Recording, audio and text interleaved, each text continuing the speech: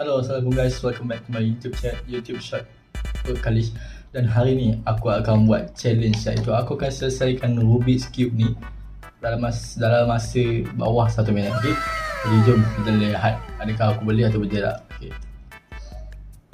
Alright. Kita mula, kita guna jump kan. Kita guna jump kita set masa. Sekejap. Okay, aku check jap. Okay, kita ada timer jap. Kita ada timer. Okay, kita ada timer. Okay, tengok jap.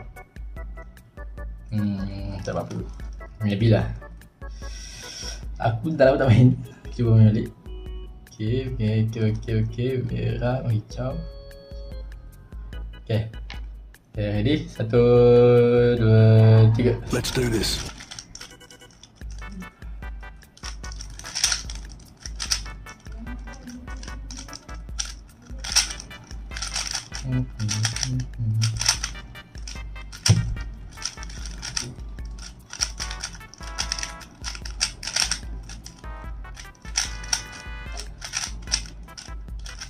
Salah.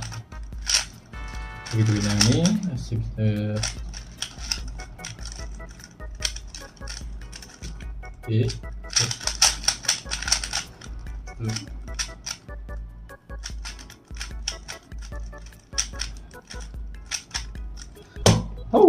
Settle 42 saat 35 detik. Nah, situ dah buka. Jadi okey lah. Itu saja aku nak buat challenge ni. Dapat lagi berapa. Jadi ya, berjaya. Bye bye, assalamualaikum, peace.